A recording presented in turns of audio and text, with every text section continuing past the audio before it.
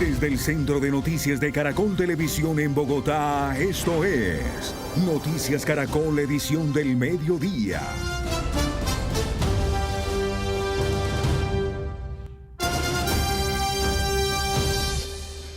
Buenas tardes.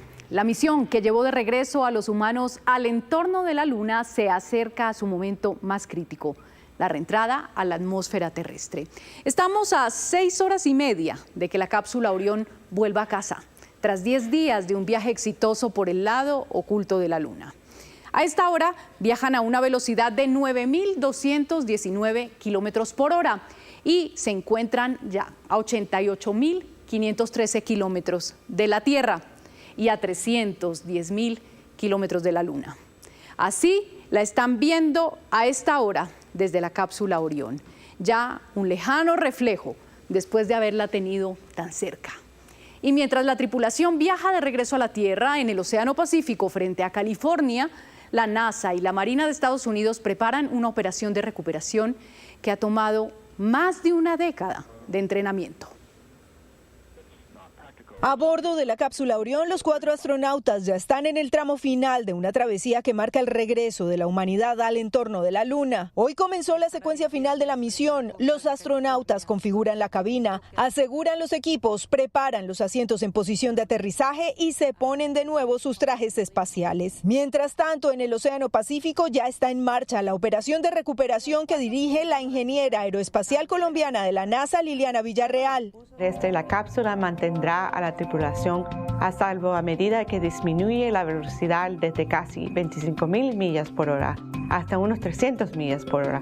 Y entonces su sistema de 11 paracaídas se desplegará en una secuencia precisa para ayudar a desacelerar la cápsula y la tripulación. Ella ya está a bordo del buque anfibio USS John P. Martha, en donde cientos de oficiales de la Marina de Estados Unidos y más de un centenar de especialistas de la NASA esperan el regreso de la cápsula Orión. Llevamos trabajando esto con la NASA cerca de 12 años, preparándonos para llegar a este día.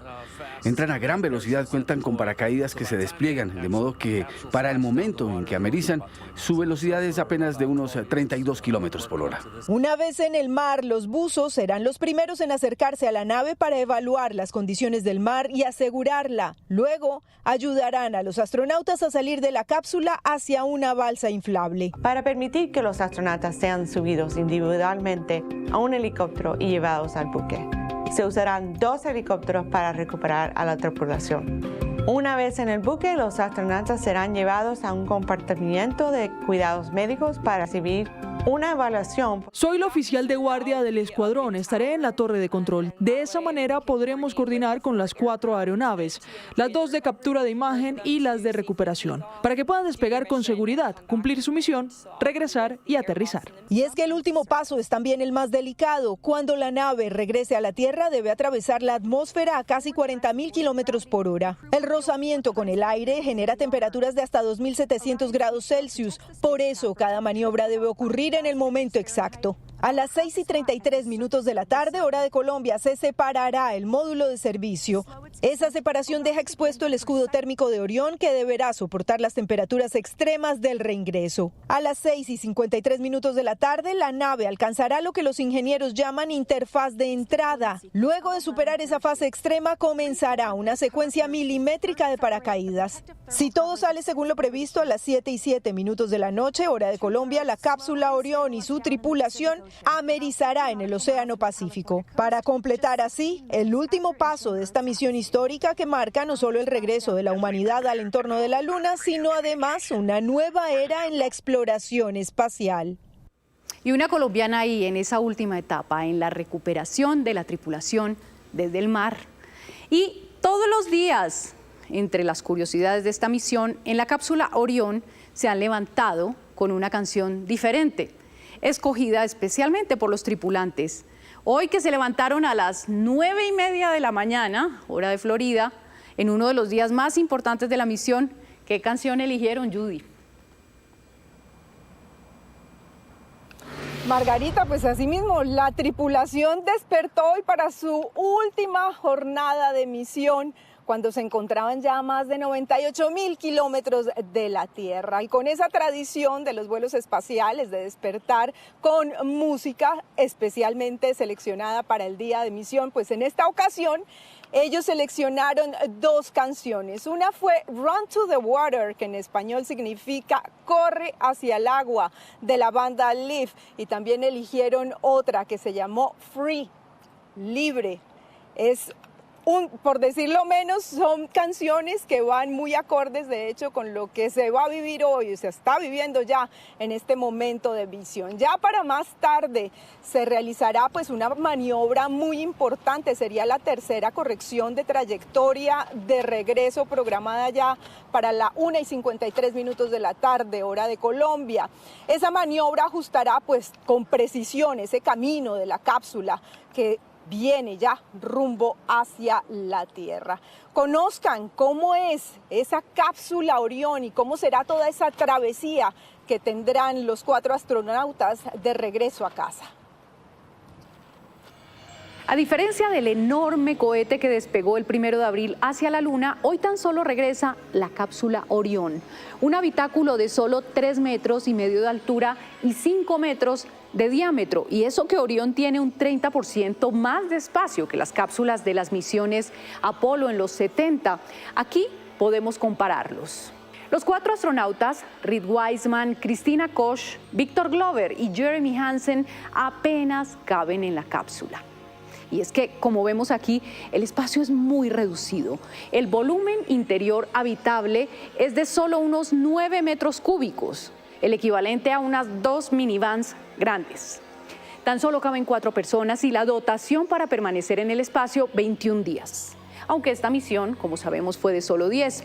Desde sus asientos, los astronautas, con sus trajes espaciales presurizados, pueden acceder a los controles manuales.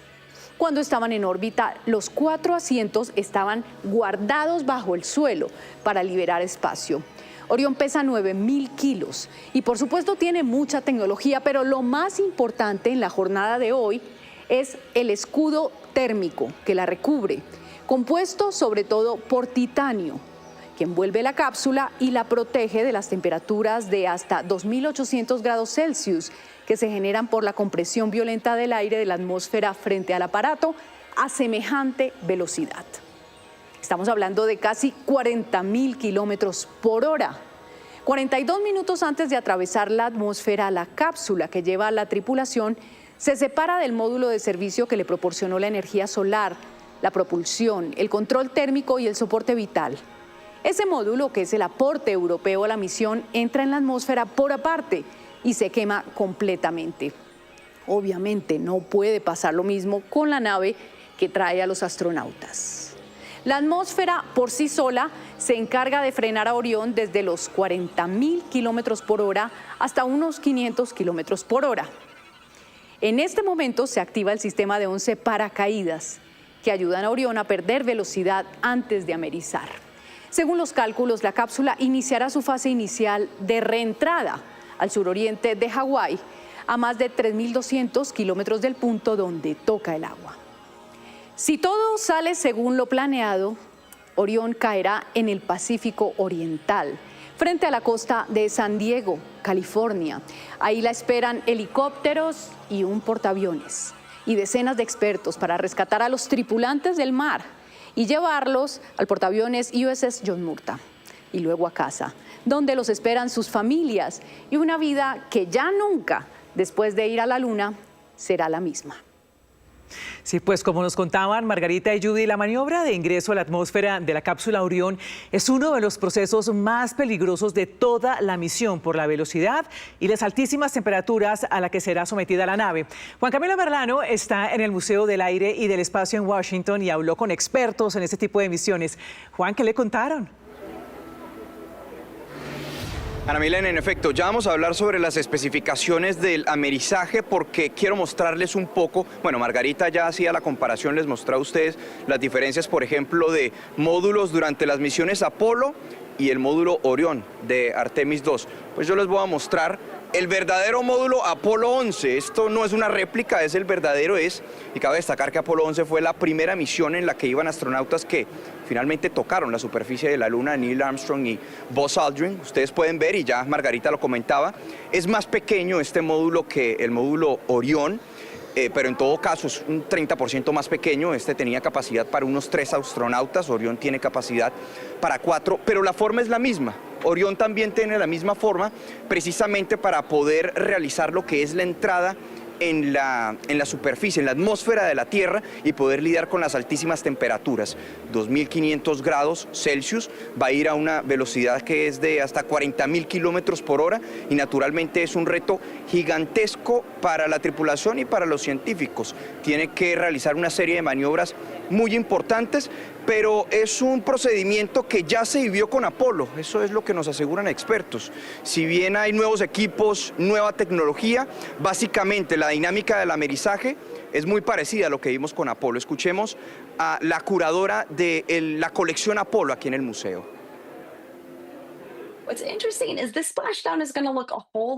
Lo interesante es que este amerizaje se parecerá mucho a las misiones Apolo. La velocidad es similar, el calor es similar, y a grandes rasgos son muy similares en cuanto a la secuencia de los paracaídas, los tipos de paracaídas que se utilizan, las comunicaciones, el periodo del apagón. Cuando la nave espacial comienza a entrar en la atmósfera terrestre, se calienta muchísimo y se genera plasma, lo que imposibilita que la tripulación se comunique con la Tierra durante 6 minutos. Todo eso ya ocurrió durante el programa Apolo, pero hoy vemos una tecnología mejorada y perfeccionada. Hay un detalle cuando vemos aquí la cápsula. Esta cápsula, la Columbia, tenía tan solo 3 paracaídas. Orión tiene 11 paracaídas, eso también derivado en parte por su tamaño y por las necesidades de la misión. Pero quiero mostrarles un poco porque es importante, esto ya lo mencionaba la experta con la que hablábamos, el plasma va a hacer que Orión se vea de cierta forma como una especie cubierto como una bola de fuego por las altísimas temperaturas. Eso va a poner a prueba el escudo térmico de la cápsula. Y precisamente para transmitirles un poco, para hacerles ver lo que pueden ser las consecuencias de las altísimas temperaturas, esta es la corteza, la estructura de la cápsula Columbia. Ustedes pueden ver que está muy deteriorada, porque precisamente cuando iba ingresando a la atmósfera de la Tierra, a esas altísimas temperaturas de 2.500 grados Celsius, una velocidad impresionante de 40.000 kilómetros por hora, pues naturalmente su escudo térmico también se vio afectado. Un fenómeno que también va a poner a prueba el escudo térmico de Orión. El lanzamiento y el aterrizaje suelen ser las partes más peligrosas de las misiones. También son las partes más peligrosas de volar en un avión, y es aquí donde surgen muchos desafíos. Pero para esta misión en particular, existen preocupaciones sobre el escudo térmico. Durante la misión Artemis 1, que fue una misión de prueba sin tripulación a bordo, una mayor parte del escudo térmico se desvió de la trayectoria prevista por la NASA, por lo que tuvo una trayectoria diferente. Sin embargo, hubo algunas preocupaciones sobre el escudo térmico después de esa última misión de prueba, y por eso la NASA ha dedicado los últimos años a determinar qué se debe hacer en futuras misiones para garantizar la seguridad de esta tripulación. Ahora, una particularidad de un detalle que no todo el mundo conoce es cómo se desacelera la cápsula, cómo cambia esa velocidad de 40.000 kilómetros por hora una vez ingresa a la superficie de la Tierra y puede reducirla poco a poco. Hay quienes piensan que podría utilizar un sistema de propulsión. Pues no. Lo que nos dicen los expertos es que la fricción de la cápsula con la atmósfera ya de por sí hace que el nivel de la velocidad se desacelere, y que sumado a eso, los 11 paracaídas que utilizará la cápsula Orión van a ayudar a que pueda reducir la velocidad. Son 11 paracaídas que serán desplegados en distintos momentos del amerizaje. En todo caso, también nos contaba la experta más detalles de lo que se espera para esta noche. La nave espacial quedará envuelta en este resplandor, por lo que los astronautas lo experimentarán en su interior. Fuera de sus ventanas, la luz se intensificará a medida que atraviesen la atmósfera superior, donde experimentarán la mayor carga de calor. Sin embargo, dentro de la nave se mantendrán relativamente frescos. Durante todas las misiones Apolo, la temperatura rondaba los 20 grados Celsius, por lo que el interior no se calentará, pero a través de las ventanas podrán ver esa luz brillante. Esto durará unos 6 minutos. Después, la nave habrá disminuido su velocidad considerablemente y se desplegarán los paracaídas. Lo que ustedes ven en pantalla es la pieza más costosa de esta exposición de Apolo aquí en el Museo del Aire y el Espacio Smithsonian.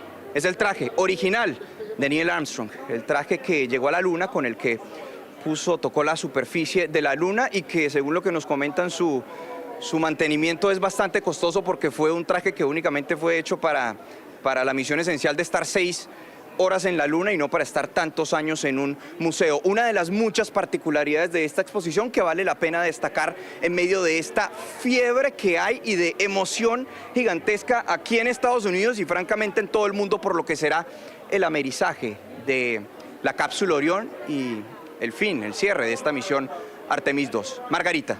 Juan Camilo, gracias por ese gran reporte desde el Museo del Aire y el Espacio con estas piezas tan especiales de la historia de la conquista del espacio.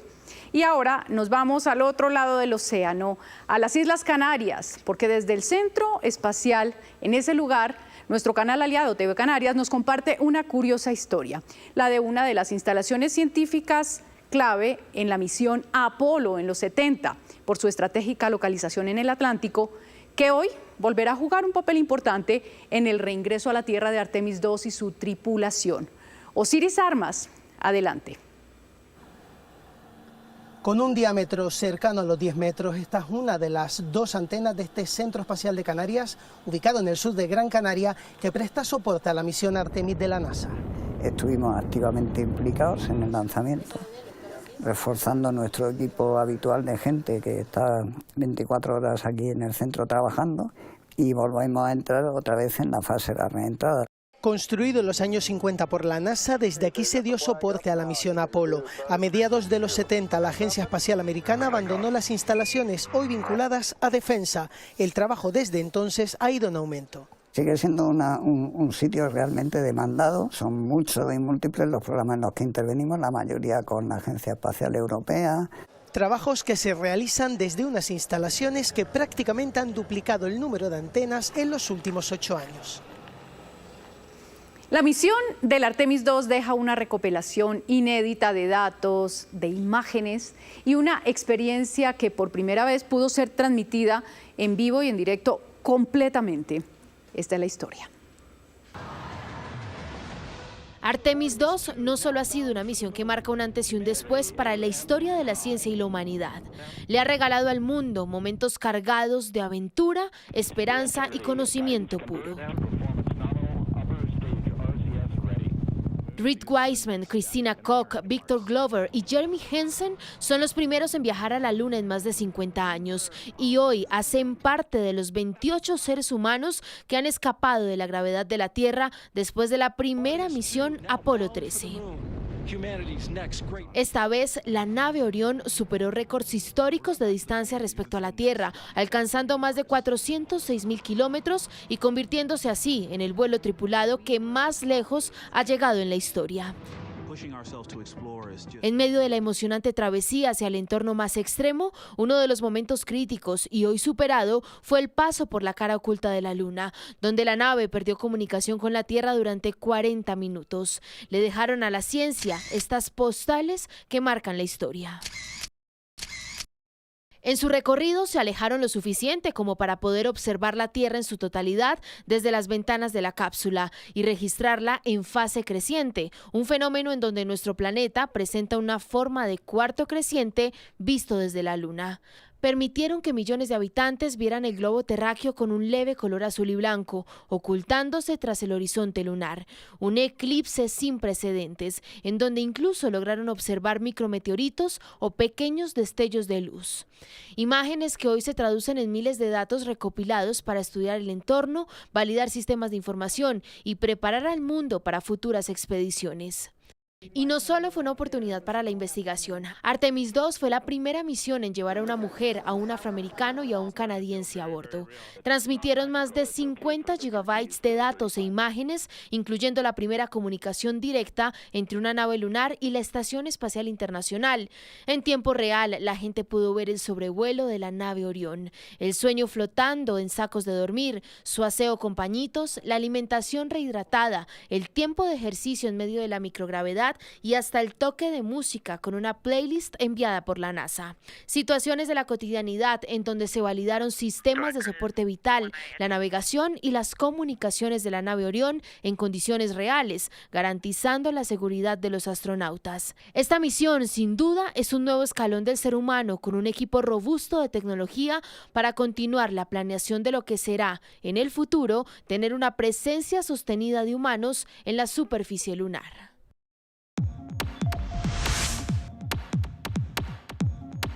¿Qué es lo que más le ha impactado de la misión Artemis II? Los leemos en @noticiascaracol. 12:52 y ya en noticias de nuestro país. Se agudiza la crisis en Santander por cuenta del segundo día de paro por el incremento del avalúo catastral. Catalina, hay bloqueos en las 4 vías principales que comunican a este departamento con norte de Santander, la costa y Bogotá.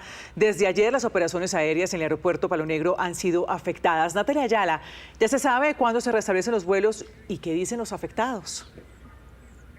Ana Milena, buenas tardes. Mire, a ciencia cierta no hay una fecha para restablecer los vuelos después de la suspensión que hizo ayer la Aeronáutica Civil. En un reciente comunicado se aseguró que todo depende de que se levanten estas protestas porque no han podido llegar a la terminal aérea los controladores ni el personal que trabaja allí. Es grave la situación que se vive aquí en el departamento de Santander. Son más de 35 vuelos los cancelados. Incluso aerolíneas como Avianca y Latam ya cancelaron los viajes que se tenían programados para hoy 10 de abril y activaron planes de contingencia. Los pasajeros afectados son miles de personas que han llegado para establecer conexiones internacionales, incluso tenían por el fin de semana viajes de turismo. Esto es lo que ocurre en la vía al aeropuerto, completamente bloqueada por comunidades campesinas. Les contaba lo que pasa por aire, pero también por tierra el departamento está afectado, prácticamente bloqueado. Desde la terminal de transportes de Bucaramanga no se están despachando buses por cuenta de los más de 10 bloqueos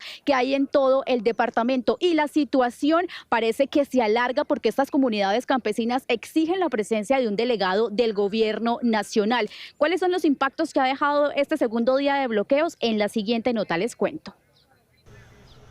Cerrado y solo permanecía el Aeropuerto Internacional Palo Negro tras la suspensión de operaciones por parte del Aerocivil debido a los bloqueos que no permitieron la llegada de controladores. Hagamos un plan, pues obviamente que nos respondan, que nos den una solución. Hoy hay miles de pasajeros esperando reprogramación de vuelos, más de 35 cancelados desde ayer. Muchas personas perdieron escalas internacionales y viajes de turismo. Aerolíneas como Avianca suspendieron todos los vuelos para hoy.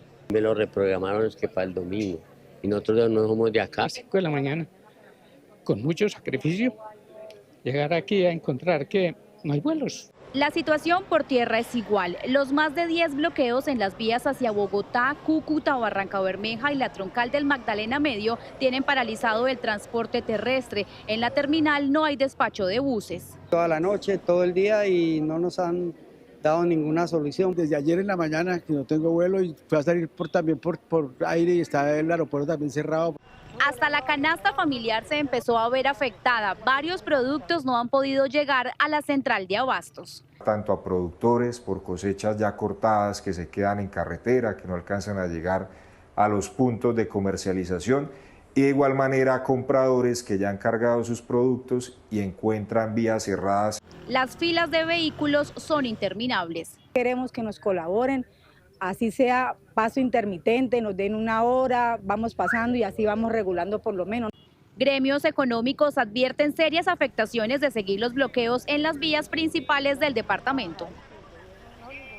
El gobernador de Santander indicó que se autorizó el helicóptero que está al servicio de la gobernación para trasladar a los controladores hasta el aeropuerto. Sin embargo, la Aerocivil dice que aún no se ha hecho una coordinación para lograr esto. Lo cierto es que gremios económicos de Santander, como el de las aves, informaron que debido a estos bloqueos no se ha suministrado agua, insumos y alimentos a cerca de 57 millones de aves que hay en todo el departamento.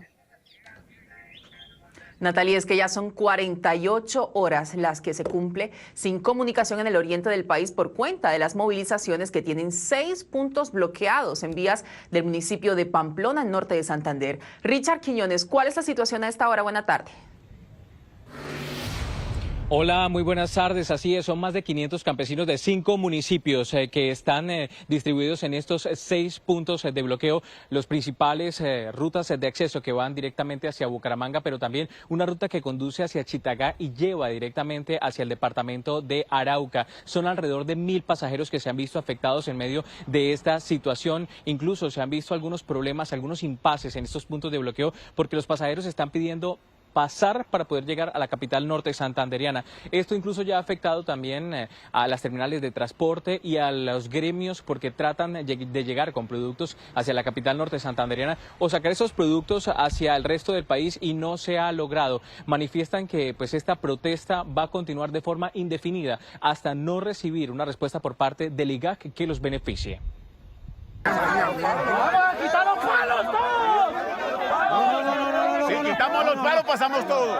Con el paso de las horas crece la tensión en los bloqueos de la vía Cúcuta-Bucaramanga, donde más de 1000 personas permanecen represadas por las protestas contra el catastro multipropósito. En Cocutilla, la situación escaló a enfrentamientos entre conductores y campesinos.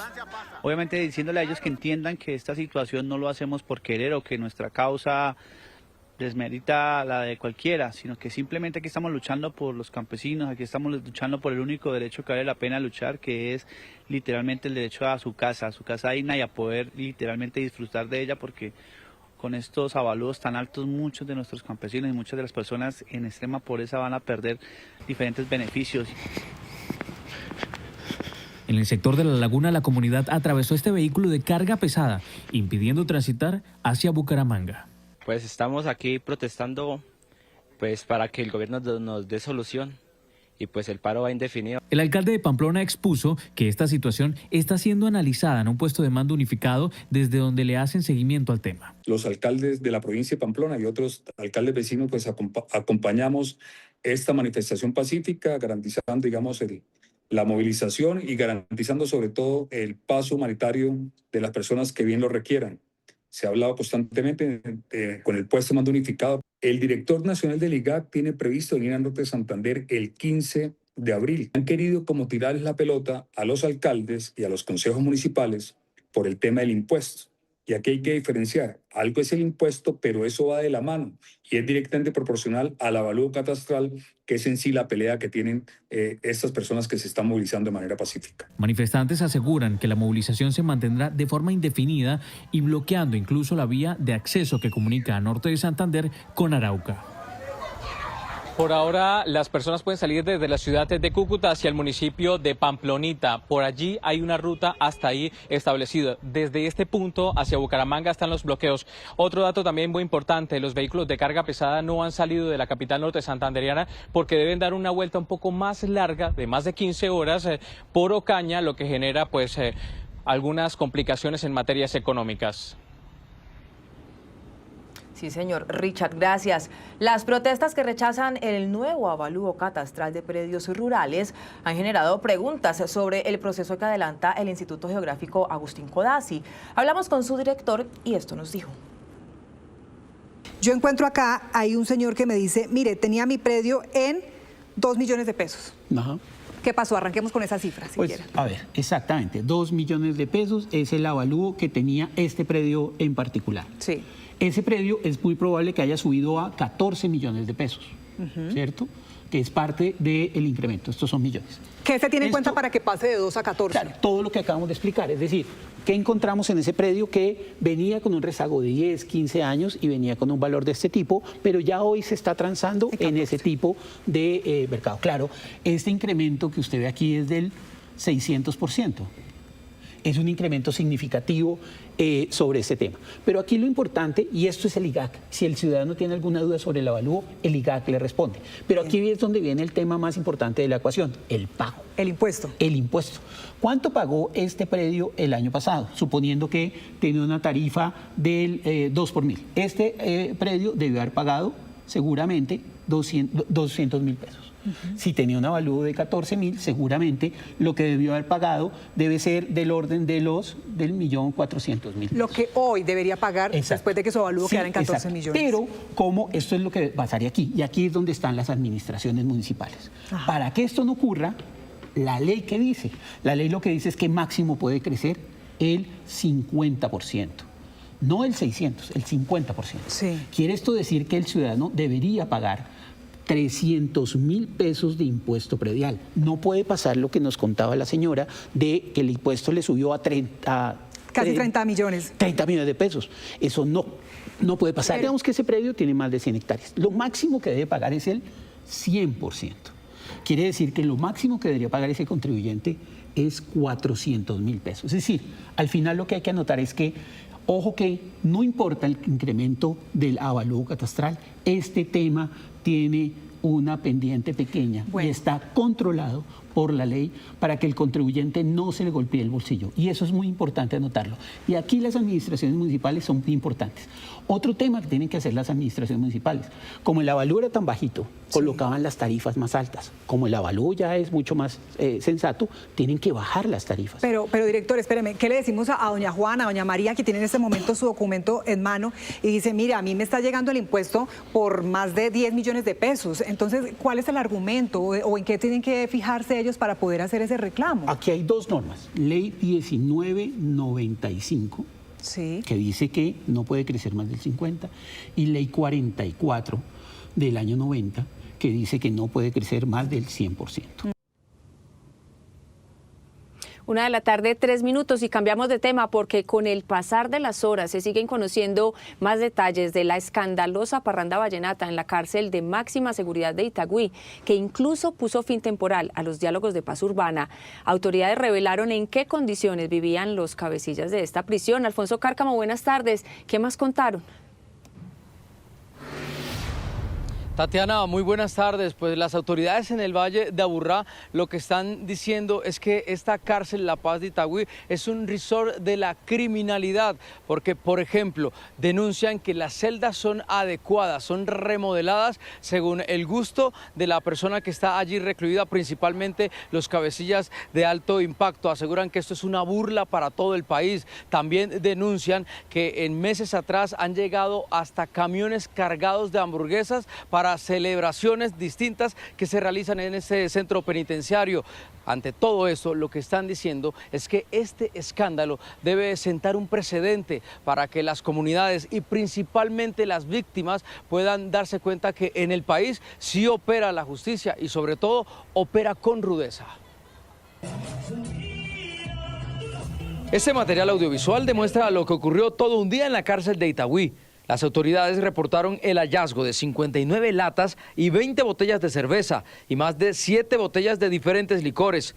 En Medellín advierten sobre presuntos privilegios en este centro de reclusión que van desde celdas con comodidades hasta ingresos prohibidos que ponen en jaque el control del penal.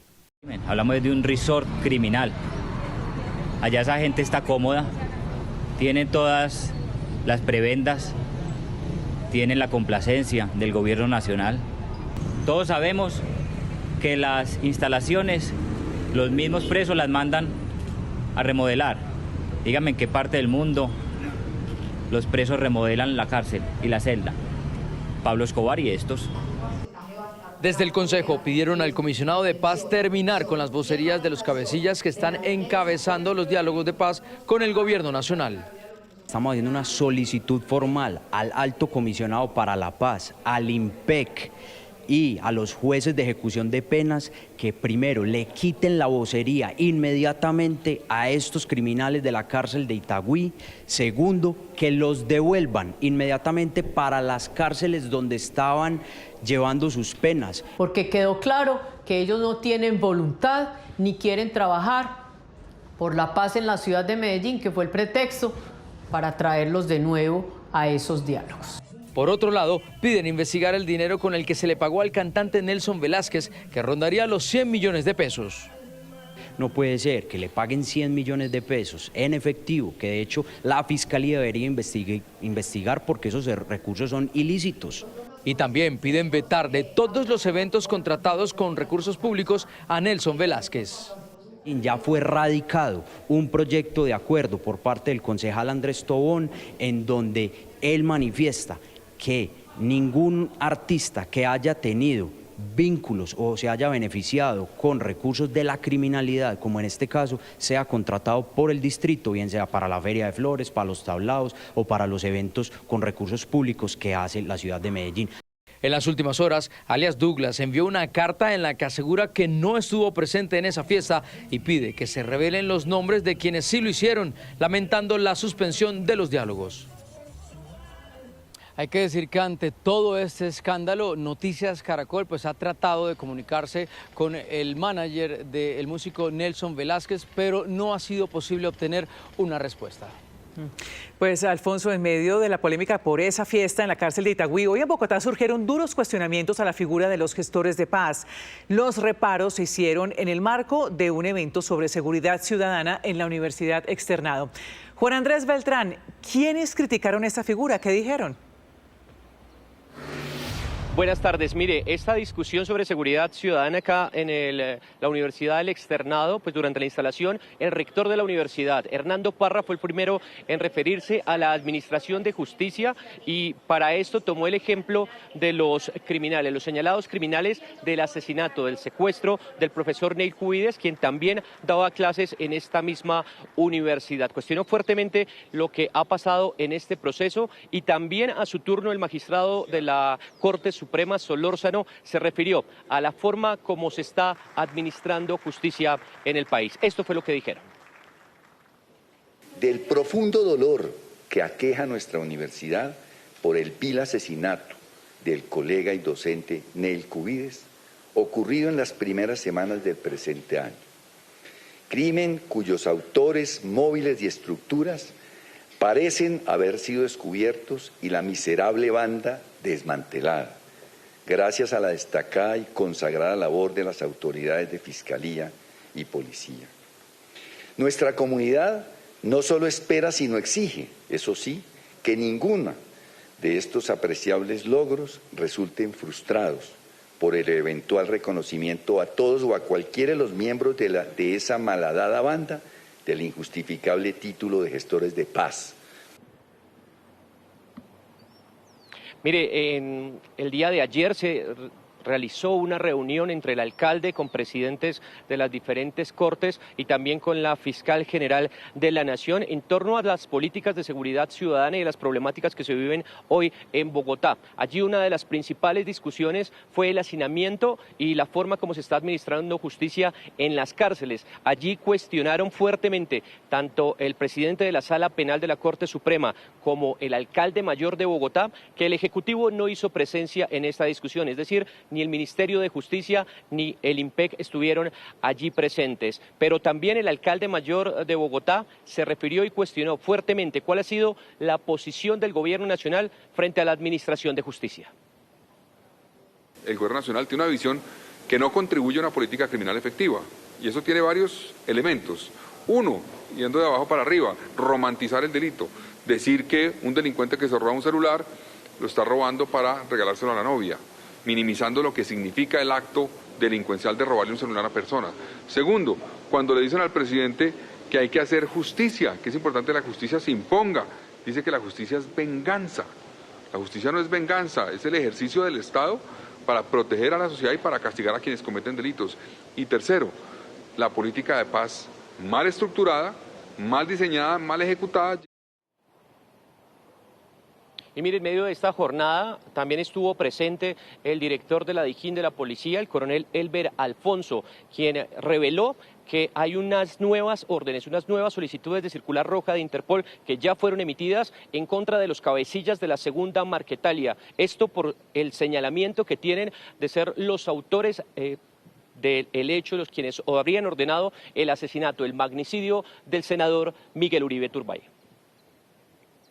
Que hemos obtenido las circulares rojas contra los cabecillas de la segunda Marquetalia. Y esto tiene unas implicaciones bien importantes, bien estratégicas, y es sobre todo la solidaridad, la cooperación internacional efectiva y de confianza con esos 196 países que se encuentran vinculados a la OSN Interpol, donde van a activar todos los instrumentos, los mecanismos para lograr ubicar a estos individuos que hoy están siendo solicitados por ese atentado contra el senador como autores intelectuales. Y fueron expedidas contra los cabecillas de la segunda Marquetalia. Aquí encontramos a Iván Márquez, a John 40, al Zarco Aldinever y otras 3 órdenes de captura de alguno de esos cabecillas de este actor criminal. Mire, el oficial también reveló que la Fiscalía General de la Nación, solicitó reactivar la circular roja de Interpol en contra de Carlos Ramón González, quien, recordemos, está siendo procesado por el escándalo de corrupción de la Unidad de Gestión del Riesgo. Juan Andrés, gracias. En otros temas, la Corte Constitucional prohibió a las EPS y a los fondos de pensiones poner barreras para las personas que tienen derecho a una pensión de invalidez porque no pueden trabajar por cuenta de una incapacidad de salud. Una medida que busca ponerle freno a la llamada tramitomanía. Él es Albertino, un hombre de 58 años que sufrió un grave accidente mientras trabajaba. La situación le causó problemas severos en su columna y no pudo regresar a sus labores. Yo me desempeñaba como plomero, trabajaba en una obra y en el ramo de la construcción. Me caí un 3er piso, tuve trauma requemelarte 9 de 10, el cual me redujo a la silla de ruedas. Entonces, a causa de eso, pues ya tuve esta limitación. Por su quebranto de salud, Albertino intentó de todo para poder acceder a una pensión de invalidez. El ARL me da la respuesta, no, es Colpensiones porque es que esta enfermedad común.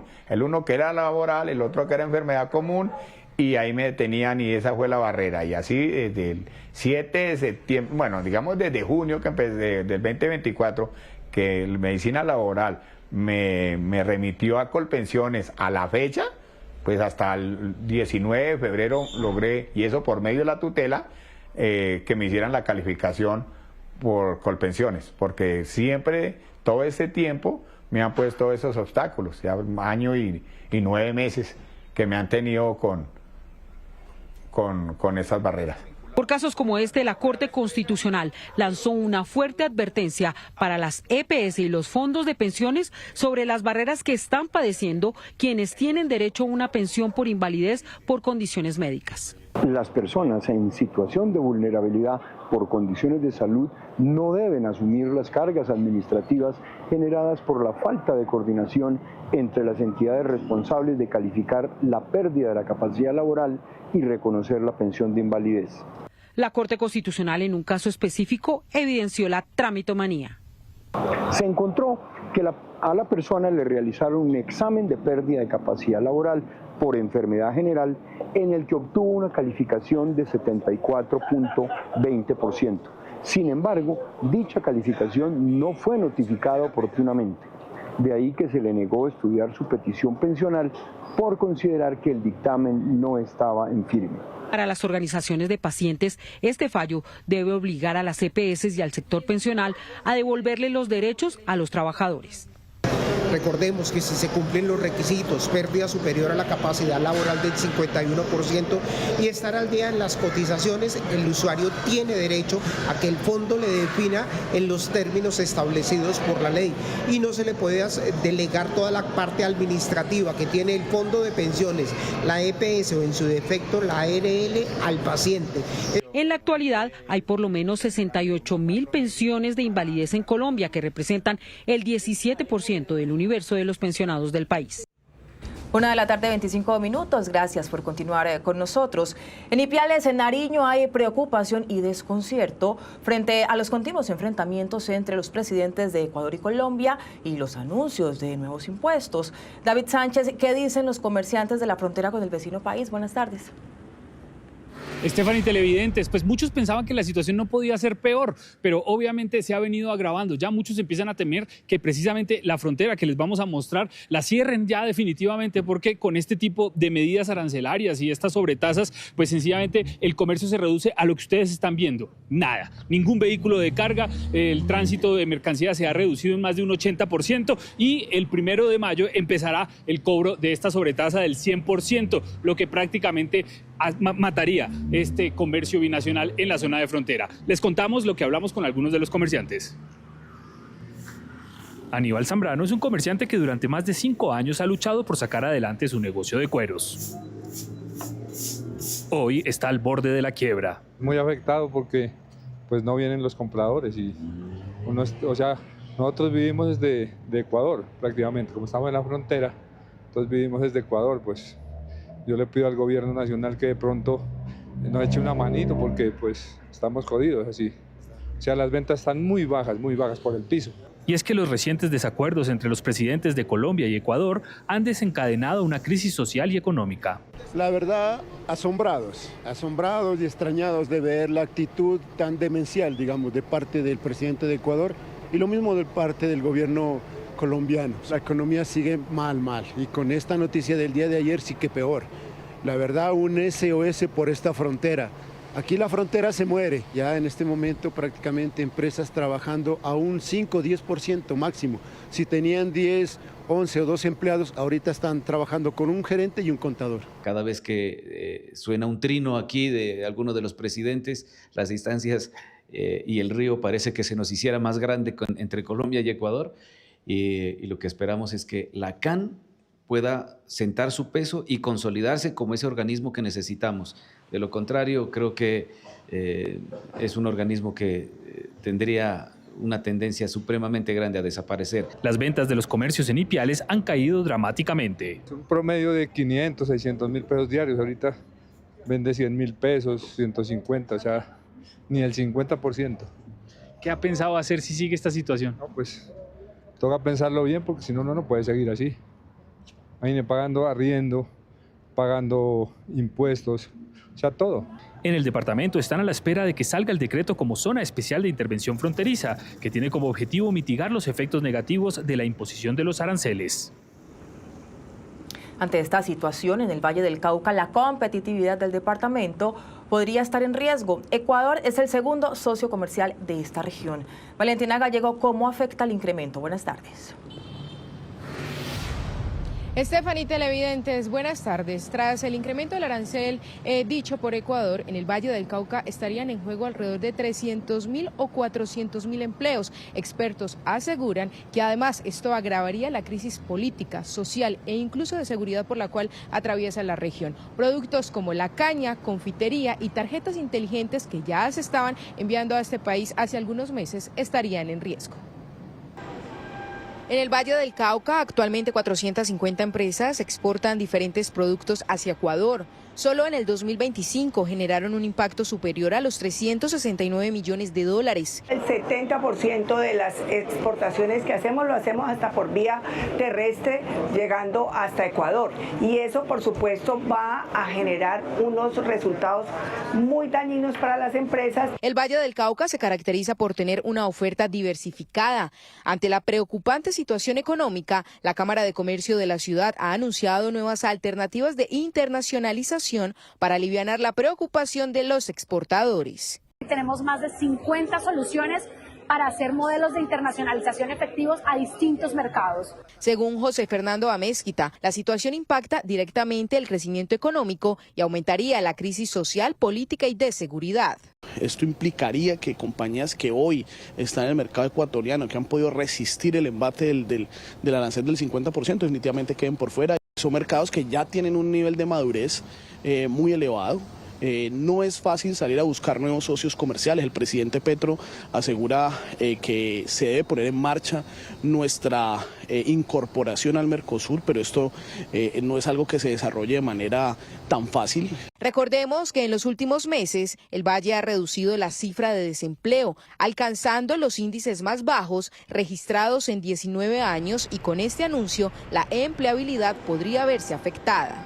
Especialmente las pymes, pequeñas y medianas empresas, que estarían hoy en el Valle, generan más de casi 300.000, 400.000 empleos. Por consiguiente, en ese nivel de compañías, con un arancel del 100%, va a afectar aproximadamente en un 15-18% la oportunidad laboral.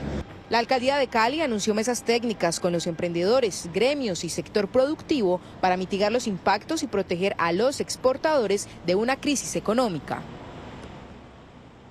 Es precisamente el Valle del Cauca, uno de los departamentos más afectados por el problema arancelario entre Ecuador y Colombia. Sectores como el azucarero resultan bastante golpeados. Ese sector exporta más de 64.000 toneladas al año.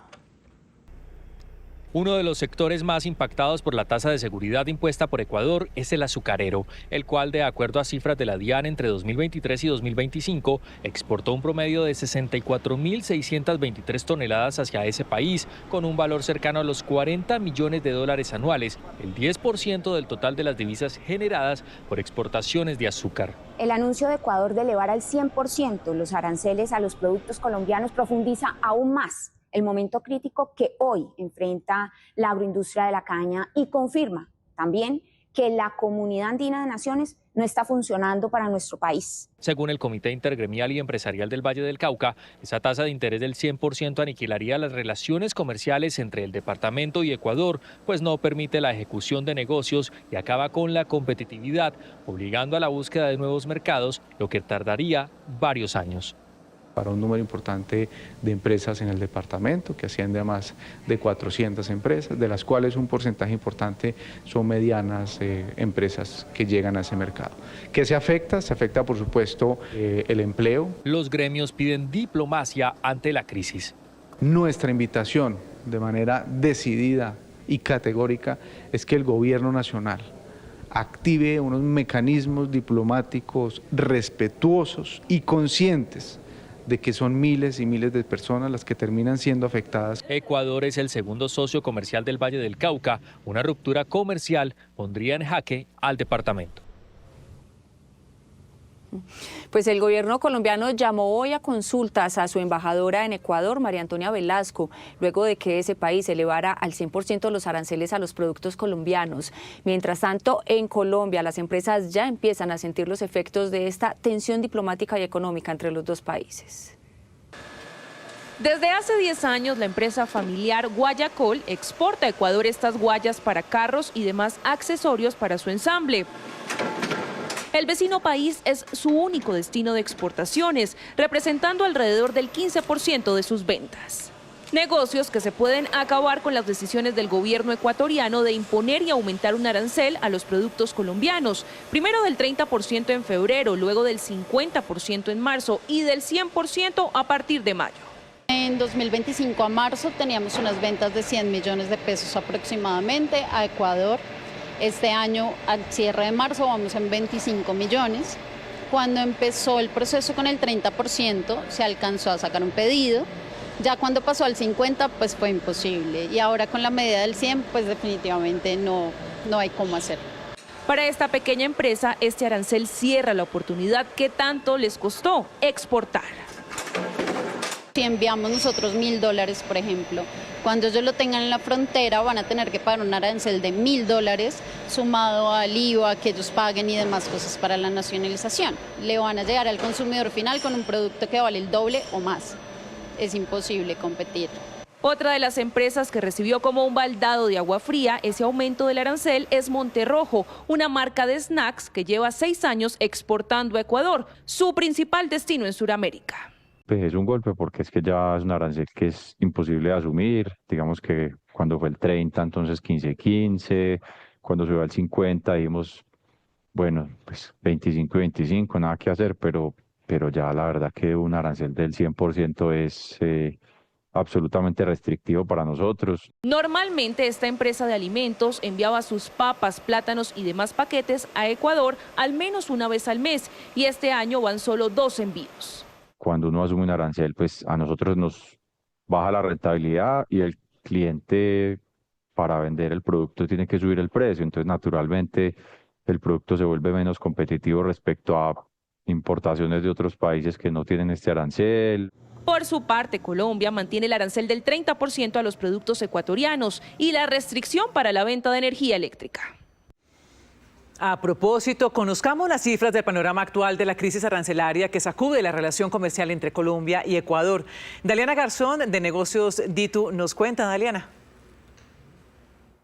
¿Qué tal? Buenas tardes. El panorama comercial entre Colombia y Ecuador atraviesa una crisis profunda. En la actualidad, 2.810 empresas colombianas exportan al país vecino frente a las 902 empresas ecuatorianas que despachan hacia Colombia. Y las principales regiones exportadoras, en nuestro caso, son Antioquia, Valle del Cauca y Bogotá. Y es que tras un 2025 donde el intercambio comercial alcanzó los 2.481 millones de dólares, el primer bimestre de este 2026 refleja el nivel de esta guerra arancelaria. Las exportaciones colombianas se desplomaron un 21,1%, mientras que las importaciones desde Ecuador crecieron un 20,5%, invirtiendo la tendencia histórica de la balanza.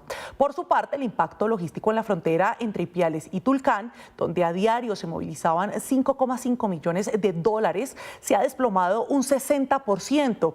De acuerdo con los gremios exportadores, esta situación ya deja pérdidas acumuladas que superan los 340 millones de dólares. Hablamos con Javier Díaz, presidente de Analdex, y también con María Claudia Lacutir, presidenta de ANCHAM, quienes se refirieron al alto costo de esta guerra arancelaria para el tejido empresarial colombiano. El presidente Noboa ha dicho que esto solo se arreglará después de agosto, es decir, él no va a negociar con el gobierno Petro. Hay un conflicto político entre los dos presidentes, se volvió ya un tema personal, pero las consecuencias las están pagando los empresarios de ambos países y los consumidores de ambos países. El desarrollo económico tanto de Ecuador como de Colombia. Las implicaciones desde el punto de vista de Colombia son más de 1.300 millones de dólares de exportación, un número importante de empresas que hoy en día son proveeduría competitiva para Ecuador, y de Ecuador a Colombia también hay un número importante de proveeduría para nuestro país. Aquí debería de separarse los temas políticos de los temas económicos y llevar las acciones a través de las instituciones y los mecanismos que están habilitados para hacerlo. Según los expertos, mientras el diálogo bilateral siga fracturado, ambas naciones pierden. Colombia continuará cediendo mercado y volumen de ventas, al tiempo que Ecuador compromete su estabilidad de precios y el costo de vida de su población. La ampliación de esta y otras noticias económicas a las 3:30 de la tarde acá en Negocios Ditu. Los esperamos. Tras varios días de fallas y demoras, los trámites para contar con el pasaporte se normalizaron en el país. La Cancillería asegura que a pesar de las intermitencias recientes en los sistemas de información, avanza en la atención de los usuarios afectados. Esteban Bejarano está en una de las oficinas de trámites en Bogotá. ¿Cuál es el panorama y qué dicen los ciudadanos?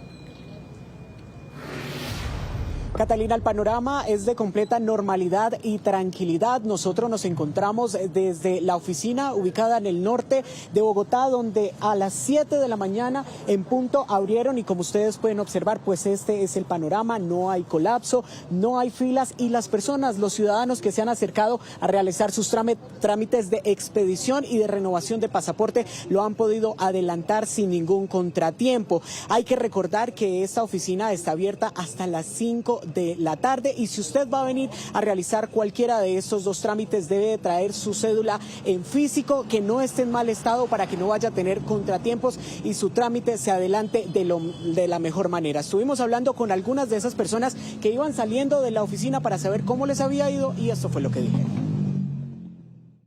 Sobre que hace como 10-15 minutos, no se me demoró nada, solo pidieron la cédula, la requisa pues acá y de una al módulo, fue rápido.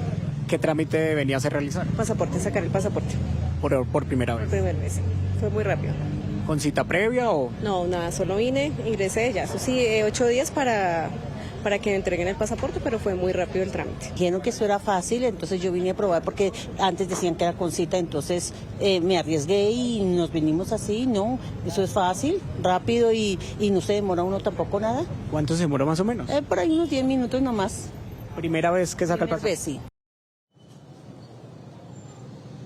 Las personas que durante estos 3 días que se presentó la falla, pues tuvieron complicaciones en la expedición de su pasaporte, ya el día de hoy pudieron adelantar el trámite. Hay 2 puntos importantes que hay que tener en cuenta, que el pasaporte que están expidiendo en este momento es el pasaporte antiguo y también que las personas que son adultos mayores de 62 años o los niños menores de 6 años tienen una atención prioritaria a la hora de llegar a cualquier oficina para sacar este documento importante.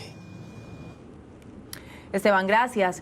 En Noticias Caracol en Vivo hablamos con Marcio Melgoza, procurador delegado para la vigilancia de la función pública, sobre la inspección realizada ayer a los sistemas informáticos de Cancillería y a los hallazgos frente al contrato con Aldesarrollo que tenía como fin mejorar el sistema de cita y agendamientos de pasaportes. Esto nos dijo. ¿Y qué pasó con ese contrato con Aldesarrollo, procurador? Es un contrato que el mismo ministerio le ha venido haciendo seguimiento a su ejecución. Lo que encontró la Procuraduría es que efectivamente el contrato ha tenido muchísimos inconvenientes. Es un contrato que se suscribió posiblemente con una entidad que no cumplía con los requisitos de contratación, que se contrató directamente además, lo que nos llamó la atención porque además, se han hecho pagos en el orden de 3.000 millones de pesos y lo que ha determinado el mismo ministerio es que se tiene un incumplimiento, de acuerdo al objeto que se pactó, de un 100%.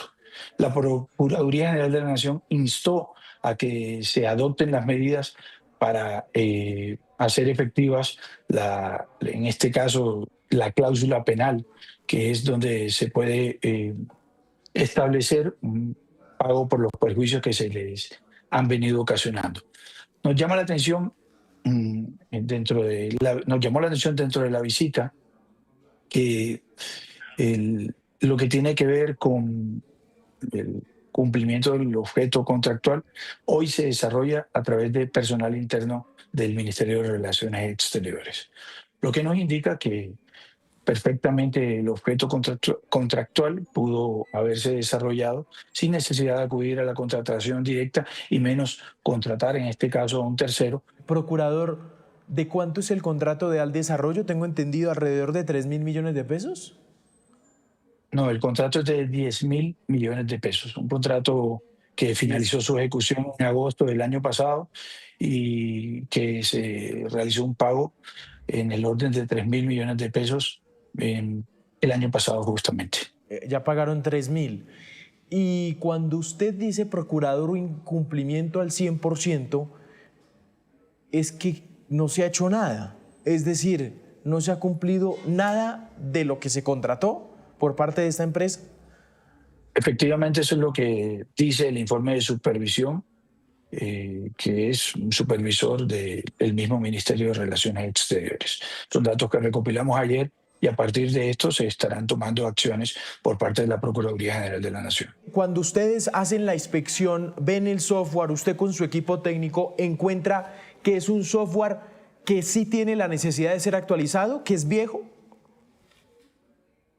No establecimos esto, pero en tecnología y de acuerdo a lo que los asesores en esta materia nos presentan, todo componente tecnológico está sujeto permanentemente y dado los avances precisamente de la tecnología, con todo lo que tiene que ver hoy la inteligencia artificial y demás, debe necesariamente actualizarse. Esto para cualquier entidad, para el público o privada, cualquiera que utilice software, este es un mecanismo que tiene que someterse a actualizaciones y a mejoramientos. Sobre esos hallazgos de la Procuraduría por el lío de los pasaportes y la ejecución del contrato con Aldesarrollo, respondió el candidato presidencial Luis Gilberto Murillo, quien era el canciller cuando se adjudicó dicho contrato. ¿por qué ese contrato no ha ejecutado y no ha cumplido con las responsabilidades de esa empresa? Bueno, el contrato al desarrollo, y hay que decirlo, al desarrollo es una empresa que ha venido, una asociación que ha venido haciendo contratos con el Estado, inclusive con la Procuraduría y la Contraloría, ¿no? Y ese contrato, el 30%, hasta nuestra salida, el 30% de ese contrato se había ejecutado y se habían entregado los productos. Parte de eso es cómo se mejoró el agendamiento de las citas. Ya lo que sucedió en adelante, pues obviamente no es de nuestro resorte, y hay que recordar que la Contraloría feneció nuestras cuentas, no hubo ningún problema con ese contrato y ellos cumplieron hasta ahí. Pero después, al parecer, no siguieron, no aceptaron los productos de ese contrato, tampoco tomaron una decisión de declarar el incumplimiento, es decir, dejaron eso ahí como en el aire, pero eso sí ya no es responsabilidad nuestra de que mis sucesoras no hayan hecho la tarea que tenían que hacer. 1:55 p.m. El sector de los hidrocarburos es uno de los que más aporta a la economía del país y al desarrollo de las regiones. Sin embargo, la industria enfrenta grandes retos y pide un compromiso claro del próximo presidente. Ese será uno de los temas que se debatirán entre candidatos presidenciales en Colombia Decide Su Energía la próxima semana en Cartagena.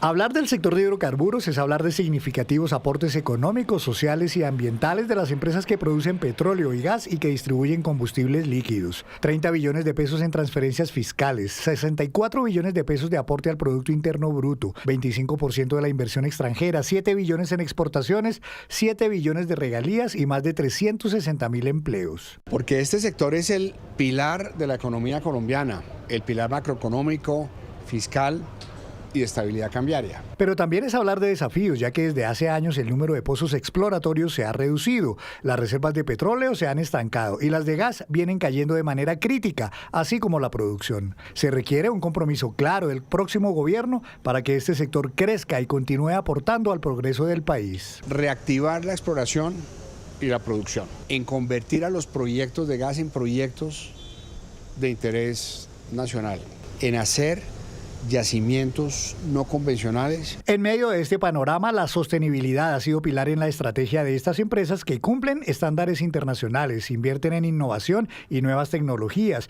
en la protección de ecosistemas y economía circular y en proyectos de transformación social que se desarrollan de manera articulada con las comunidades como Natura Amazonas en el Putumayo. Nosotros aquí hemos sembrado 1.200 árboles, de los cuales llevamos ya más de 3 años.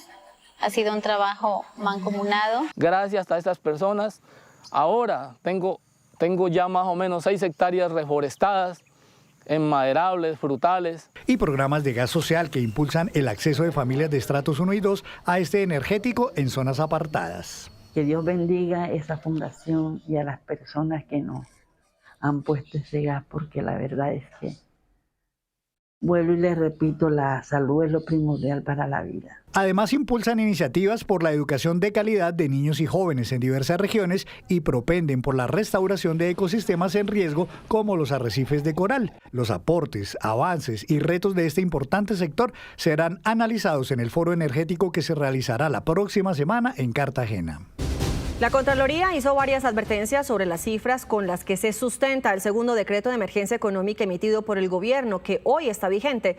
Luisa Fernández, ¿qué dice el ente de control?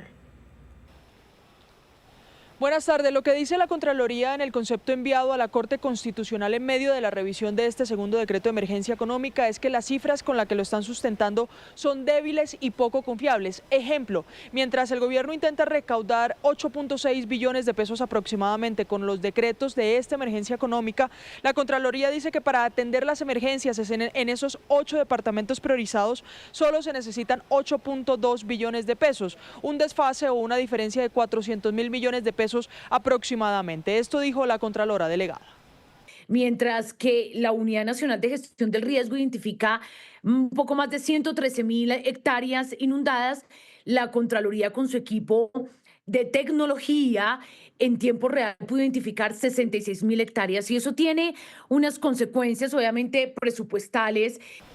Recordemos que ya la Corte Constitucional tumbó una emergencia económica de este gobierno. Lo que se está revisando ahora es una segunda emergencia económica que está vigente, que está cobrando impuestos, y es saber la exequibilidad de ese decreto, si es viable o no para seguir cobrando esos impuestos en el país. Luisa, gracias. Y la inflación aumentó a niveles que no se veían desde 2024 según el DANE.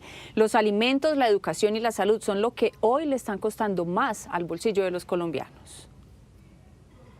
Mire, la inflación es la variación en el valor de, por ejemplo, los alimentos. El año pasado con 20.000 usted podía comprar un número de alimentos y este año pues puede comprar menos de esos alimentos porque tienen un valor adicional o aumentaron su valor. Don Arturo, con 20.000 pesos, ¿para qué le alcanza de su factura? Bueno, aproximadamente un aguacate Hass, kilo y medio de pimentón. Para eso le alcanzan estos 20.000. ¿El año pasado le alcanzaba para más? Para un poco más, por lo menos un 30% más. El costo de vida aumentó considerablemente en marzo, al punto que en los últimos 12 meses ya acumula un aumento de 5.56% frente al nivel registrado en marzo del año pasado. Recordemos que más o menos el 60% de la canasta está indexada bien sea al IPC o al salario mínimo, entonces casi que de manera automática muchos de los bienes y servicios se han venido ajustando pues a estos incrementos. ¿El aumento en las tasas de interés sí pueden tener algún tipo de implicación en esta cifra que tenemos de inflación, directora? Bueno, la respuesta es no. El actuar del Banco de la República a través de un incremento de la tasa de interés lo que busca es atenuar los incrementos de la inflación. El informe de marzo indica que los gastos en restaurantes y hoteles tuvieron un 9.92% de inflación, en salud 7.87%, educación 7.54% y alimentos y bebidas no alcohólicas 6.27%. La última variación anual superior a la de marzo de 2026 se presentó en septiembre de 2024. Las ciudades con mayor costo de vida fueron Pereira, Medellín y Manizales.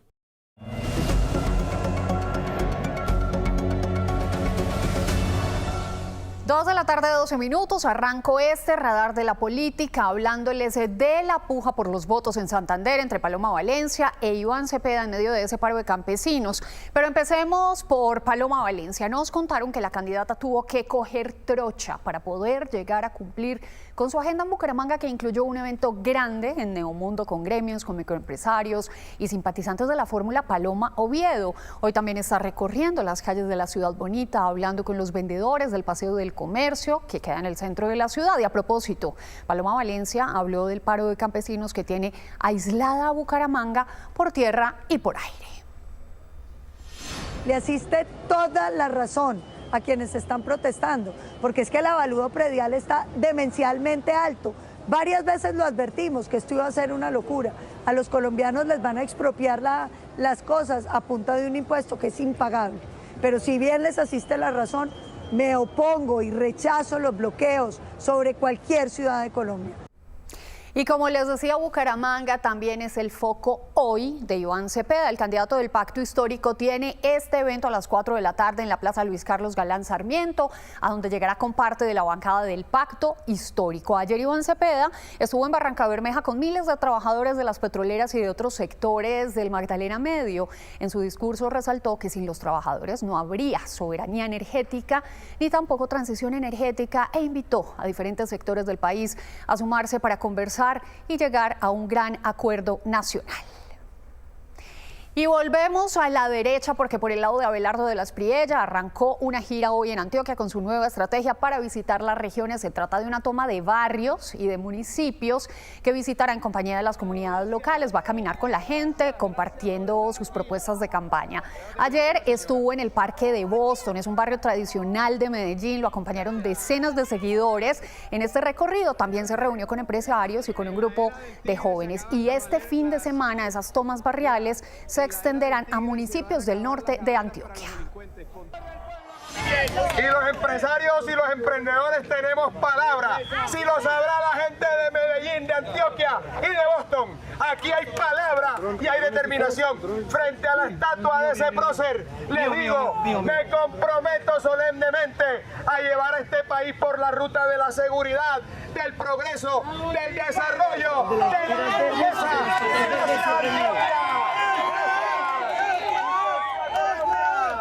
2 de la tarde, 14 minutos, y mientras todo esto pasa, sigue creciendo la incertidumbre por los debates presidenciales antes de primera vuelta. Consultamos a Sergio Fajardo al respecto y el candidato criticó que los debates hoy en día se están centrando en insultar y polarizar más al país, no en debatir las ideas. Advirtió que la democracia está en peligro y que es momento de alejarse de los extremos. Para él, la coherencia es fundamental en una campaña.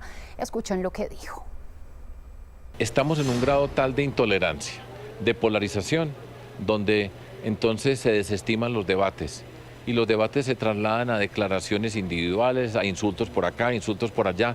Eso es un daño para la democracia, por supuesto, y esa es una imagen de lo que nosotros no queremos, esa polarización asociada con la figura del presidente Petro y la figura del presidente Uribe. Además, la incoherencia, porque los mismos que no van a debates, por ejemplo, el candidato Cepeda que no va a debates, pero su jefe de debate, el presidente Petro, insultaba al otro porque no iba a los debates. Siempre dicen una cosa, después dicen otra y no importa, eso se llama incoherencia. Y hablemos ahora del plan de gobierno de Claudia López, porque fue socializado ante 20 agencias que hacen parte de las organizaciones de las Naciones Unidas en Colombia. Lo hizo en medio de este encuentro en la sede de la ONU, aquí en Bogotá. Representantes de ACNUR, del Banco Mundial, CEPAL, de la FAO, de UNICEF y de la UNESCO, entre otras agencias, escucharon a la candidata y a su fórmula vicepresidencial, quienes destacaron la solidez y la confianza que tienen en los organismos electorales del país. Expusieron además propuestas para aliviar el sistema de salud y para combatir la corrupción. Y terminamos por el lado de Carlos Caicedo, que anda de recorrido en Boyacá, impulsando esa estrategia que tiene para los estudiantes. En Tunja, el candidato Caicedo reiteró que le va a pagar a quienes se mantengan en las aulas, y eso como medida para evitar la deserción escolar. Escuchó a los jóvenes sobre las razones por las que se presenta ese alto número de abandono de las aulas, sobre todo en los grados 10º y 11. Caicedo también habló de las afectaciones que tiene la violencia y el conflicto armado para los estudiantes. De los 14.500 homicidios que hubo el año pasado, la mayor parte de esos homicidios son de hombres y mujeres jóvenes.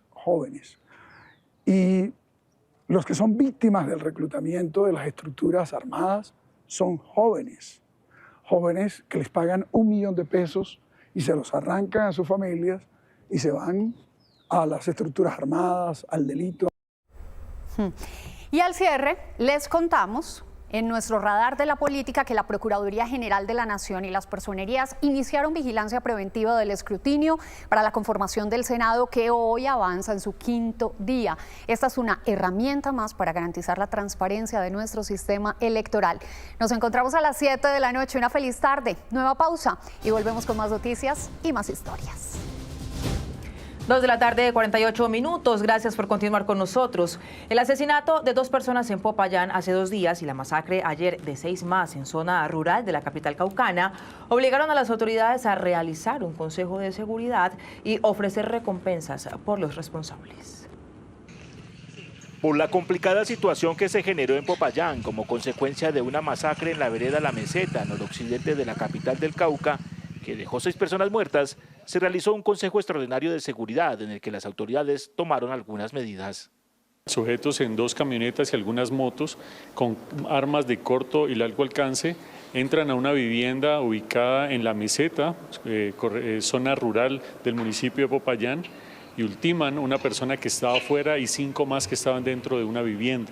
A este múltiple homicidio se suma el crimen de otras 2 personas la noche anterior a la masacre en el barrio Lomas de Granada.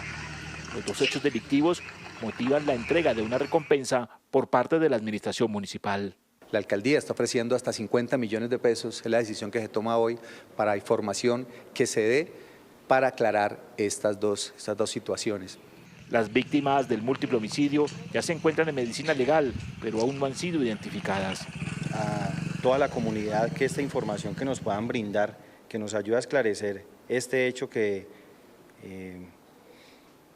entristece a toda la comunidad de Popayán. En la zona hacen presencia el ELN, el Bloque Occidental Comandante Jacobo Arenas, mediante el Frente Jaime Martínez, y bandas ya de carácter local. En el Consejo de Seguridad fue anunciado el aumento de puntos de control y patrullajes, así como la presencia del Ejército en las calles de la ciudad. La Defensoría del Pueblo emitió un comunicado en donde rechaza el hecho y exige celeridad para dar con los responsables de la masacre número 4 durante el 2026 en Cauca. Una tragedia se vivió en un bus interdepartamental de Antioquia. Un niño de apenas 4 años que viajaba con su mamá perdió la vida, al parecer por una imprudencia o un descuido lamentable. Expertos hicieron recomendaciones.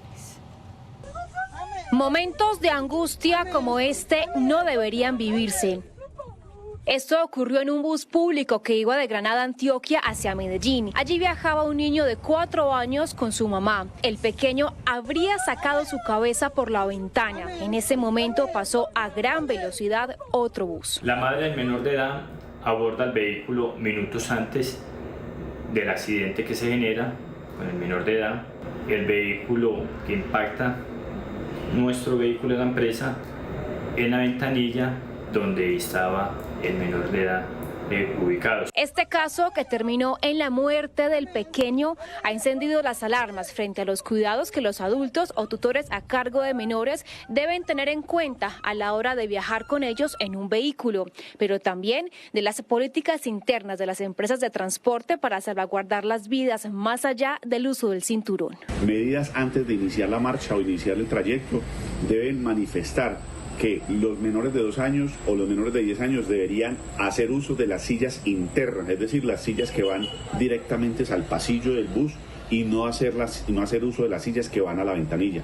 Las autoridades también hacen un llamado a no viajar con menores de edad mayores de 2 años en sus piernas o brazos.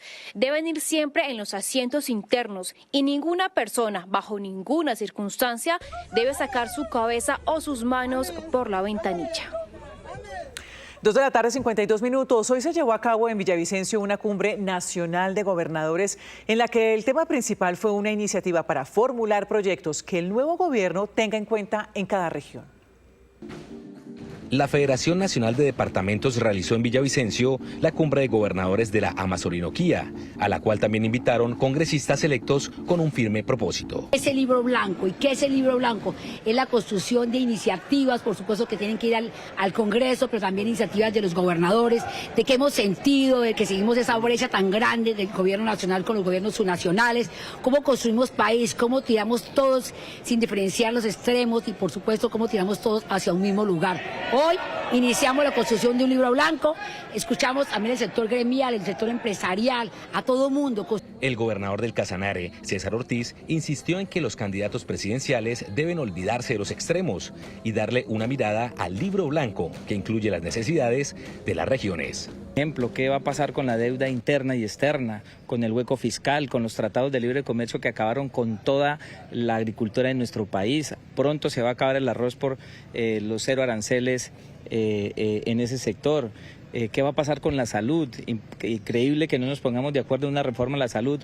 Hoy mueren miles de colombianos y no tenemos una reforma a la salud que realmente pueda resolver ese problema. La educación, las vías, si no hay vías no hay desarrollo. El centralismo, ¿qué va a pasar con ese centralismo donde se toman decisiones administrativas? La Federación Nacional de Departamentos realizará un foro en la ciudad de Bogotá el próximo miércoles e invitó a todos los candidatos presidenciales para que escuchen de primera mano las necesidades que tienen las regiones y los nuevos retos que debe afrontar el próximo presidente de la República. Considerada como uno de los centros culturales más importantes de la capital, la Cinemateca de Bogotá celebra su aniversario número 55. David Molina tiene detalles de esta entidad pionera en la preservación y circulación del patrimonio audiovisual en Colombia y la programación por su cumpleaños.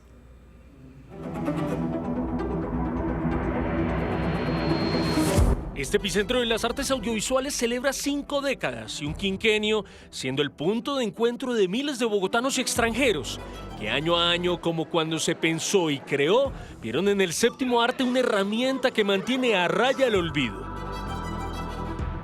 Hoy, después de haber pasado de la sala Oriol Rangel desde su fundación en el Planetario de Bogotá y haberse trasladado después al foyer del Teatro Jorge Eliezer Gaitán, y ahora su actual sede en la 19 con tercera, es producto de las transformaciones e hitos de la institución. La primera muestra de cine colombiano se realizó en la Cinemateca de Bogotá en esos primeros 5 años de historia.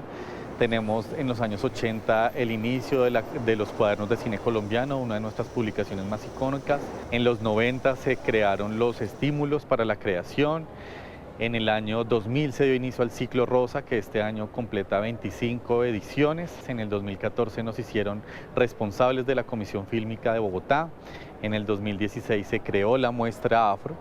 Y en los últimos años, después de la inauguración de esta nueva sede, abrimos 2 salas descentralizadas de la Cinemateca. Ricardo Cantor, cineasta y director de la Cinemateca, habla de este escenario de ciudad como un espacio en constante evolución, con una variada programación para toda la ciudadanía y siempre a la vanguardia de las nuevas tecnologías. Obras que trabajan con el audiovisual expandido y con los nuevos lenguajes de las artes audiovisuales, también desde el Media Lab, con por ejemplo la realidad virtual, la realidad aumentada, la inteligencia artificial, los videojuegos, los contenidos para domo, el mapping.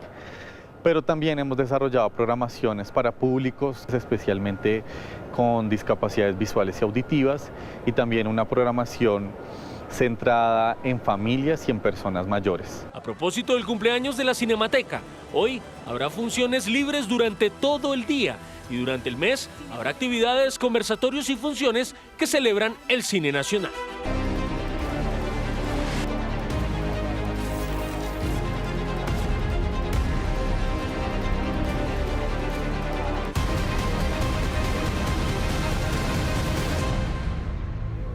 A las 3 de la tarde, 15 minutos, volvemos con más de la misión Artemis II, porque estamos a menos de 4 horas de la llegada de la cápsula Orión a la Tierra. De hecho, ya se encuentra a solo 57.392 kilómetros de la Tierra. Eso es como 7 viajes entre Bogotá y Madrid.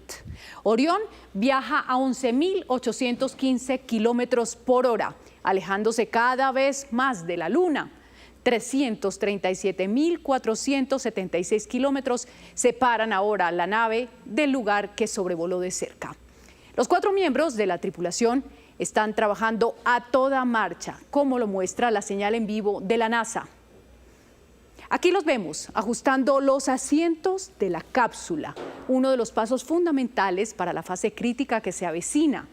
Cada asiento tiene arnés de 5 puntos, soportes laterales de hombros y cadera, apoyacabezas cóncavo y un sistema que fija las botas en los apoyapiés para limitar el movimiento corporal, además de un mecanismo que absorbe parte del golpe del amerizaje, permitiendo que el asiento se deslice sobre rieles y así se reduzca la carga que siente el astronauta.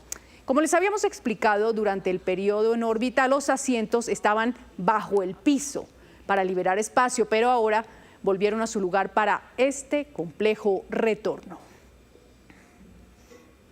Y como vemos, hay muchas actividades a esta hora en las entrañas de la cápsula.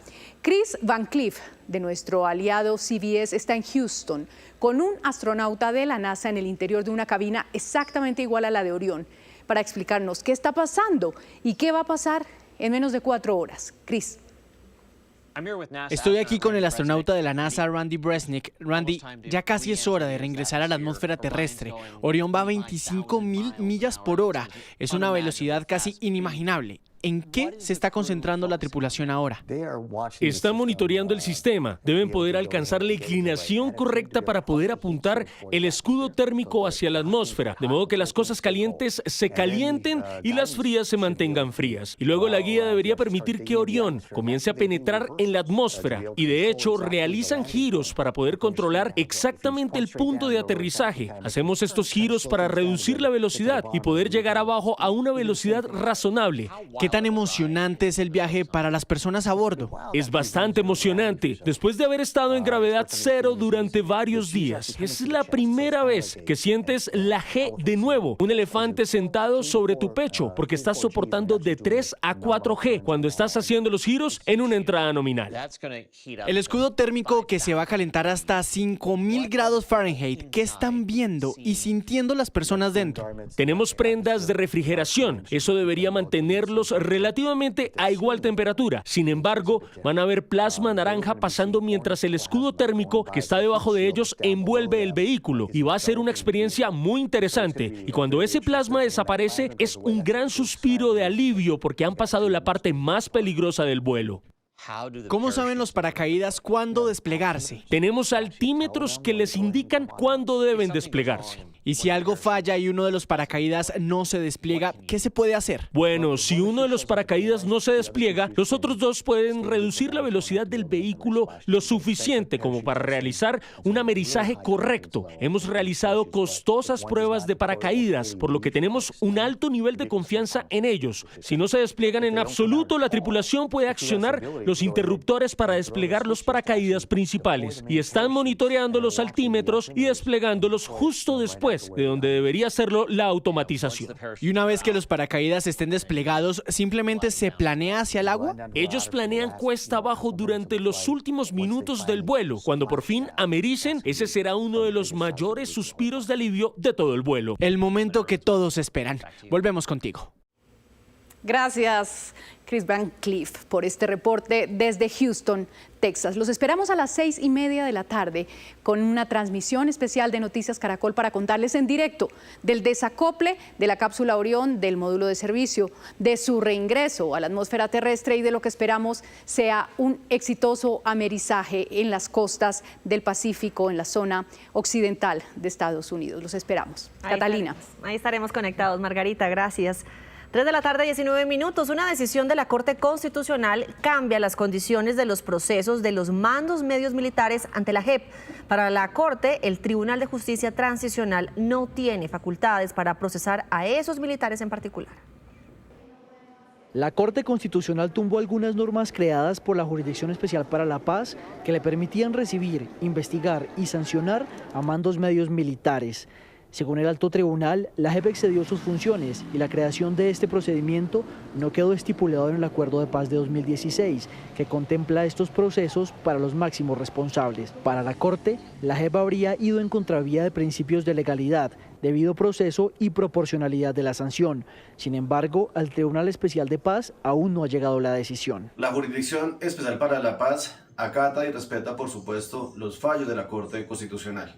Todavía no conocemos el texto de la sentencia, pero por el comunicado de prensa advertimos a las víctimas, a los comparecientes, que realmente no va a haber una afectación a los procedimientos y a la estructura de la Jurisdicción Especial para la Paz. La decisión de la Corte se da en respuesta a una demanda presentada por Humberto de la Calle y Sergio Jaramillo, ambos negociadores del proceso de paz con las FARC, quienes conocen a profundidad los acuerdos y señalan que no estaba contemplado que la JEP creara dichos mecanismos. Ambos esperan conocer los alcances de la medida, teniendo en cuenta que la Corte aún no ha entregado la totalidad del fallo. Consultamos con expertos, quienes coinciden en que sancionar a mandos medios no era competencia de la JEP. Y el acuerdo de paz hablaba de máximos responsables. Eso significaba que había elementos que deberían haber sido fijados desde el marco de paz y la interpretación de la Corte Constitucional es que no caben ningún otro posible o presunto responsable en la JEP, sino máximos responsables. Lo que ha hecho la Corte Constitucional ahora es decirle limítese a las competencias que le había fijado la Constitución y la ley. Si usted se limita a desarrollar esas competencias, va a poder evacuar dentro del plazo que tiene el trabajo que debe realizar. Sin embargo, cuestionan posibles impactos que podría tener la decisión. Porque ya hay muchas personas que ocupaban mandos medios que entre otras están en el proceso y están ya o en etapa de aceptación o en la de no reconocimiento, y habrá que mirar cuáles son los impactos reales frente a este hecho. La decisión de la Corte fue tomada por unanimidad de todos sus magistrados, con solo 2 aclaraciones de los magistrados Vladimir Fernández y Carlos Camargo. 3 de la tarde, 22 minutos. A esta hora se reanudan las operaciones en el Aeropuerto Internacional Palo Negro que habían sido suspendidas ayer. A esta hora, el vuelo 9470 de la aerolínea Avianca sale con destino a la Ciudad Bonita. Aunque el aeropuerto opera con algunas restricciones por los bloqueos que aún se presentan, se recomienda a los viajeros consultar el estado de los vuelos, ya que varios están siendo reprogramados para los próximos días. Y recuerdan a la mujer que se vuelve tendencia en redes sociales tras contar que su hijo hace parte de la Guardia Real de Inglaterra. Noticias Caracol habló en vivo con ellos. Esta es su historia. Hay orgullos que no caben en el pecho, como el de esta mujer colombiana en el centro de Londres con la camiseta tricolor puesta y un letrero sencillo pero cargado de satisfacción. ese es mi hijo. En esa frase, en esas 4 palabras, dijo lo logramos, porque ese joven montado en un enorme caballo con un impecable uniforme rojo, inmóvil y en la rigidez inquebrantable de la tradición británica y la Guardia Real, siempre soñó con estar allí. Orgullo, estaba feliz de verla y viví la felicidad que tenía mi mamá también. Quería representar mi familia, quería estar allá haciendo la cara del ejército porque es lo que es, y siendo el único colombiano que he conocido es una experiencia única. Todo el mundo quedó en shock. Tanto que quedó en shock que pedían que lo volviera a repetir porque del shock nadie filmó, nadie tomó fotos la primera vez que salí. No, un orgullo inmenso, no me cae en el corazón. Son paisas, pero hace 28 años dejaron Medellín y llegaron a Inglaterra en busca de oportunidades. Allí nació el sueño de John Sebastián de entrar al ejército británico. Y de ahí escogí ir a la Guardia, entonces tuve que hacer mucho entrenamiento de todo tipo, pero al final lo conseguí. Amo mi país, sí, yo siempre quiero representar mi país. Y el reto es enorme, porque no se trata solo de portar el uniforme de la Guardia Real Británica, sino que es una de las expresiones más visibles y exigentes del honor militar en el Reino Unido, al custodiar lugares como el Palacio de Buckingham. De allí la exigencia y la disciplina de los uniformados. Ver el cambio de guardia es todo un espectáculo para los turistas. Verlos es casi hipnótico. Son el rostro visible de la monarquía y allí hay un colombiano. Disciplinado, es muy estricto, hay ciertas maneras de montar caballo que es diferente en el ejército. Todo muy tradicional y cuesta mucha plata y pesa mucho y hacemos turnos de 1 hora, entonces son 6 horas. Y yo salgo por ahí 2 o 3 veces. Y este soldado termina su misión en 1 mes. Espera regresar a Colombia para conocer su país por primera vez y reconectar con sus raíces, luego de ser virales en redes sociales con un video que terminó convirtiéndose en un recordatorio para los migrantes colombianos en el mundo. Y es que sin importar cuán lejos estén, siempre habrá alguien que se enorgullece de sus logros. Seguro. Vamos a ver qué tenemos a esta hora. Noticias Caracol en vivo, nuestra señal digital. Pablo, hola. Ana Emilia, ¿qué tal? Muy buenas tardes. Arrancamos con noticia. Mucha atención a esta hora porque el gobierno nacional está rechazando la decisión del gobierno ecuatoriano que inicialmente había puesto unos aranceles del 30 al 100% para productos colombianos. Pues Colombia está respondiendo de esta manera. Dice, Colombia rechaza la decisión del gobierno ecuatoriano y nivelará al 100% los aranceles a importaciones provenientes de ese país. La noticia, dice la ministra de Comercio, Industria y Turismo, Diana Marcela Morales, que desde el gobierno nacional han hecho todos los esfuerzos diplomáticos y de diálogos posibles, pero que no ha sido posible justamente y por eso están poniendo estos aranceles del 100%. Ya les vamos a ampliar esta información, la noticia del momento económica, y en segundos también estaremos hablando del amerizaje de la llegada a Orión, justamente aquí al regreso al planeta Tierra. En segundos les tenemos el cubrimiento especial en Noticias Caracol en Vivo. Los esperamos en nuestras plataformas digitales. El hombre frente al espejo a un atleta olímpico. Les hablo de esta ardilla que podría participar en los Juegos Olímpicos en la modalidad de salto de altura. Mi amiga oyó algo en la caneca y este personaje salió volando, escribió Jess O'Neill, quien captó la escena en Manchester, Inglaterra. Un video clásico, un salto viral y medalla de oro para su protagonista. Y esto es lo que pasa cuando padres humanos se unen a la tendencia de dejar que su mascota elija a quien quiere más. You cheated. You were breathing and La mirada de este peludito era del que sabía que no podía equivocarse. No, I was laughing. Okay, ready? Al final, en un descuido, el juez dio su veredicto. Con esos ojitos, no importa a quién se escoja. Ay, ay, ay, con ese dilema también me despido hoy. No sé a quién querer más, si a Ana Miele o a Cata. Lo cierto es que llegan las gemelas fantásticas otra vez al set de Noticias Caracol. A ustedes, mis queridas compañeras, y a nuestros televidentes, feliz y hermoso fin de semana. Hasta pronto. Igualmente. Eso, juntas de nuevo. Activadas, terminamos. Nos vemos a las 6:30 con una nueva edición especial para contarles los detalles del regreso de Artemis II a la Tierra. Sí, señora. En el canal Caracol ya viene Tormenta de Pasiones. Esto es Noticias Caracol. Primero la gente. Feliz tarde. Chao.